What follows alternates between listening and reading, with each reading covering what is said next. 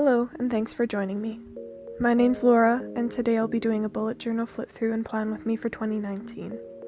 I've been using my bullet journal for a little over a year now, so I'll be going through and telling you what worked and didn't, and what I'll be carrying over into the new year. Any supplies I use during the video will be linked in the description box below. The first few pages of this notebook are the index. As you can see, I started using it, but clearly it didn't work for me. After the index is the future log, which was also built into this book.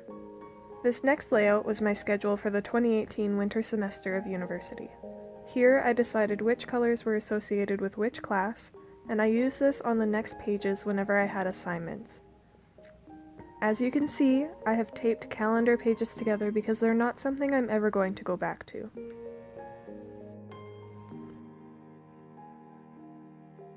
On this page, I have my never-ending to-do list.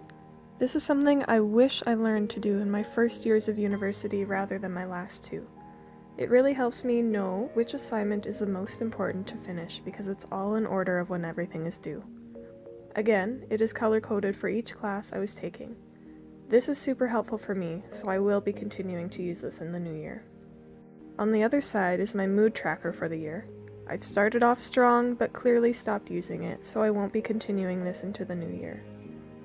The next few pages are random spreads that I thought would be fun, and I thought I would use, but I never go back to them. As you can probably tell by this point, I don't have any weekly spreads. That's because even in pre-made agendas or planners, I never used them. They were a colossal waste of paper for me, so I chose not to bring them into my journal, despite how nice they look in everyone else's. This was my countdown to the end of school. I did convocate last spring, and I'm sure some of you know the last semester of your degree is always the longest, so this helped me get through to the end. On the left I have my grades tracker. On the right is a spending tracker. I won't be continuing. On this page I have my skin tracker, which stopped at about the same point as my mood tracker. And on the other page are my goals for 2018. We'll be coming back to this page later. This is my last time I page. I was using it to track headaches, migraines, when I'd watered plants, but again, I didn't use it. This was kind of a mood tracker. I was writing one sentence about the day, but again, I didn't use it. Here we've gotten to May and June. This was when I finished school and was starting subbing, so I wasn't using it as much. This was my final exam study schedule. Any area not colored in was free time that I should have been using to study.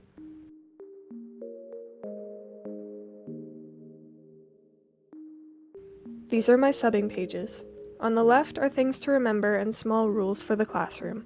This was really helpful for me when I was just starting, but I realize I don't really need that anymore. On the next few pages, I've just been keeping track of where I've gone and how the day went.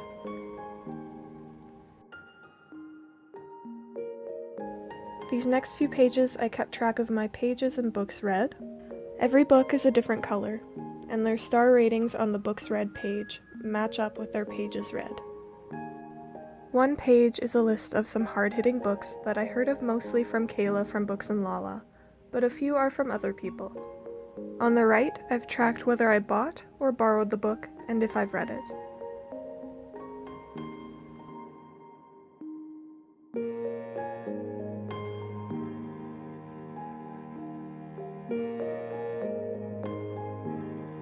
On the left, I have my December books read and a yearly wrap-up, which I also got the idea for from BooksAndLala. The page on the right is completely blurred out because it contains major spoilers for the Three Dark Crowns books. I made a layout called To Remember About Books because I've been reading the Three Dark Crowns books, but the last book doesn't come out until, I think, September 2019. So when it does come out, I'll want to remember certain things, and I'll be able to read this page for a quick recap before starting the new book.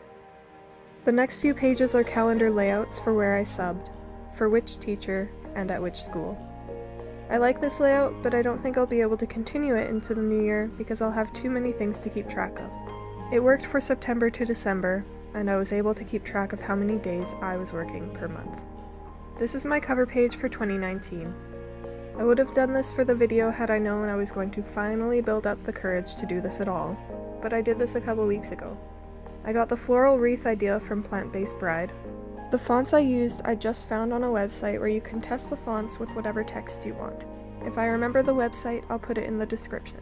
Lastly, the quote I used I first heard in a video by Minnie Small. It says, "Flowers don't bloom all year round. You don't need to either." I haven't been able to find where it originally came from, but I really need to focus on my mental health this year, and I think this is a good reminder. For anything I got from another person or video, I'll try to find it again and link it below. These are my calendar spreads for 2019. Again, I would have saved this for the video had I known I was going to make it, but this was done a couple weeks ago as well. I have only inked the first 4 months, so that's something I could finish doing in a future video. That's everything so far, so now we can get started. Going back to my 2018 goals page, some of these I checked off during the year, but I just wanted to check it over once more. For education, I finished everything that ended up actually being important to me. For my art goals, I only finished one painting and didn't meet any of the other goals. For health, I didn't check much off because I wasn't really keeping track of it. There were only 2 things that I needed to do every day, so they were the only ones I knew I accomplished. And for the other category, the only goal I had was to read at least 1 book a month. The next thing I needed to finish for the new year was my year in review for reading. I did have to go back and double check some things, and I did remember partway through that I did change the ratings on a handful of the books I read. I tend to rate things a bit higher right after I've read them, and then lower it once I've had time to actually think about them a bit more. So for the star ratings, I had to double check on Goodreads to make sure that was accurate. Other things I kept track of were how many books were owned by me, how many I borrowed, what format the books were in, the shortest and longest book, how many of each genre, and things like favorite, least favorite, saddest, and a feel-good book. Again, I got this idea from BooksAndLala. If you would like for me to go into more detail about this, let me know and perhaps I'll make a video on it. For the calendar spread, I decided to split the bottom 2 sections into a list for school and a list for everything else. Obviously, these boxes are a bit too small to write in, so I'll just be putting a little dot on the calendar and then writing the corresponding task below. I'm not going to ink the table titles because I'm not entirely sure if I want them to be school and other or something else. Next, I'll be doing my never-ending to-do list. This time, I'll be spreading it out over 2 pages since the program I'm starting lasts a year instead of just 1 semester. All of the washi tape that I use is from Michaels. I'm using this pink floral one for the horizontal divider, and then a pink polka dot one for the vertical divider. On the top will be never-ending to-do list, and then the bottom section will be divided with tasks on the left and due dates on the right.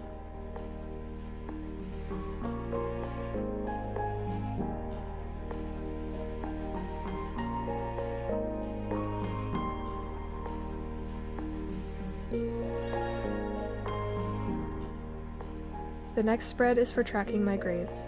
Since I'm not sure how many assignments I will have for each class, I'm not going to make the dividers just yet. But I'll have the general layout done so I can just add it in there when I need it.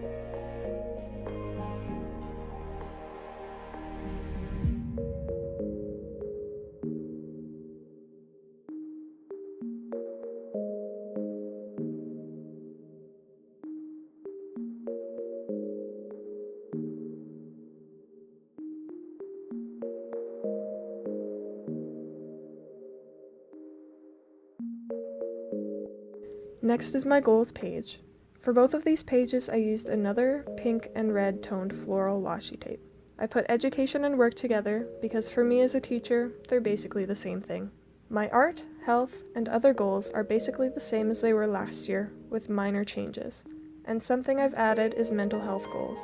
The last quarter of 2018 was a bit rough for me, so I really want to focus on making sure my mental health is taken care of before anything else. So far, I have 2 goals, though I may come up with more. They are to take time for myself and learn to say no. Just those 2 things I think could have a major impact on how I'm doing overall.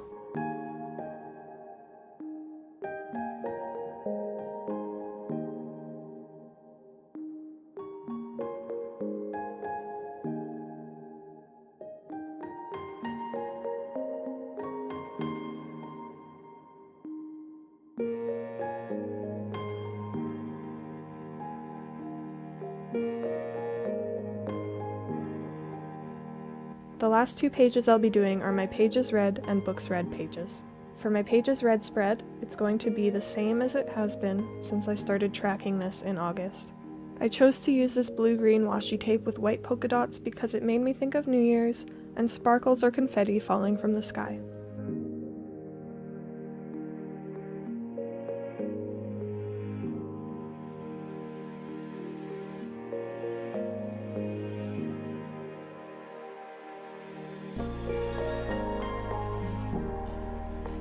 Realistically, starting this new program, I'm not going to be able to read as much, so instead of just the 2 boxes per page for books read like I had last year, I'm going to try to fit 3 boxes in and see how I do.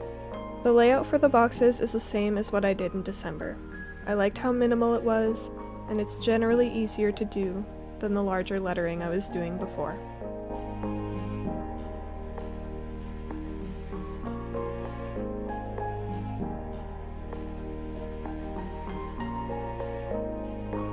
And that's it! We're finally at the flip-through portion. I hope you enjoyed this video and maybe got some ideas for your own bullet journal. If you have any ideas or suggestions for me for future videos, let me know in the comments. For now, thanks for watching.